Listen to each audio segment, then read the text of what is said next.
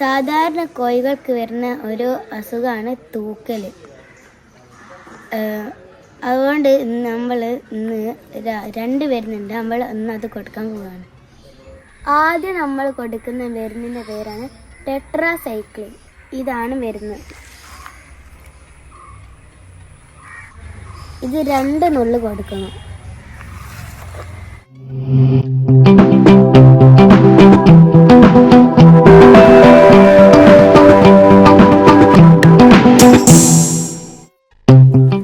ഇനി ഇതിൽ വെള്ളം ഒഴിക്കട്ടെ.